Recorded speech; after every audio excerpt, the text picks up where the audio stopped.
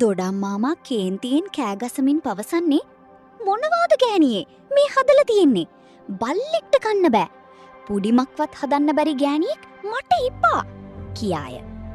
එවිට පුඩිම්නංගී බියෙන් හා දුකෙන් හඬමින් අනේ එහෙම කරන්න එපා මහත්තයා යයි පවසයි. දොඩම් මාමා ඔහුගේ ජංගම දුරකථනයෙන් ලස්සන පුඩිමක රූපයක් පෙන්වමින් තර්ජනාත්මකව පවසන්නේ මට ඕනි මෙන්න මේ වගේ ලස්සන රස පුඩිමක් දැන්ම ගිහින් හදන් වරෙන් කියාය. කුස්සියට යන පුඩිම් නංගී මහත් වෙහෙසක් ගනිමින් හඬමින් චොක්ලට් මිශ්‍ර කරමින් පුඩිමක් සෑදීමට උත්සාහ කරයි. ඇය තනිවම කල්පනා කරන්නේ කොහොම හරි රසට පුඩිමක් හදන්න ඕනේ මහත්තයට නැත්තම් මට මෙහි ඉන්න හම්බ වෙන්නේ නෑ කියාය.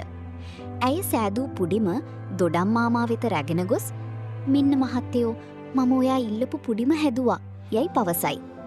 දොඩම් මාමාය කෑදර ලෙස රස බැලුවද නැවතත් කේන්ති ගොස් ඊය විසිකර මොනවාද ගෑනියේ මේ හදලා තියෙන්නේ බල්ලෙක්ට කන්න බෑ යයි කෑගසමින් ඇයව නිවසින් පන්නා දමයි. රාත්‍රී කාලයේ මගාසල හඬමින් ඇගේ හිතවති ජෙලි පොඩ්ඩීට දුරකථනයේ නමතා පවසන්නේ බලන්ඩකු ජෙලි පොඩ්ඩි අර බඩජාරි දොඩම් මාමා මාව ඉලෙව්වනේ පුඩිමක්වත් හදාගණ්ඩ බෑ කියලා කියාය. නිවසේ සෝෆාවේ සිටින ජෙලි පොඩ්ඩි ඇය සනසමින් පවසන්නේ ඕකගේ බඩජාරිකම නම් කවදාවත් යටපත් වෙන්නේ නෑ. ඔයා දැන් කොහෙද ඉන්නේ? ලොකේෂන් එක ඉවන්ඩ මම ඉන්නම් කියාය. දෙදෙනා බස් නැවතුම් පොලක මුණ ගැසෙන අතර ජෙලි පොඩ්ඩි ඇගේ දුරකථනයෙන් යම් හබ් ආයතනයට ඇමතුමක් ලබාදී රසවත් පුඩිමක් ඇනෝම් කරයි. නිවසේ සෝෆාව මත ඉඳගෙන පොප්කෝන් කමින් සිටින දොඩම් මාමා වෙත පුඩිම් නංගී යම් හබ් බෑගයක් රැගෙනයයි. ඇය පවසන්නේ මෙන්න මහත්තයා මම ඔයාට රස කෑම ගෙනාවා කියාය. දොඩම් මාමා පවසන්නේ ඕක තියල කන්න ලෑස්ති කරපං මට කියාය.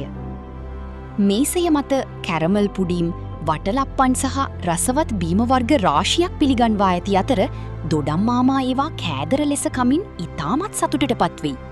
ඔහු පවසන්නේ හනේ දෙයනී පුදුම සුවඳක් නේමී කෑමවලින් ඉන්නේ.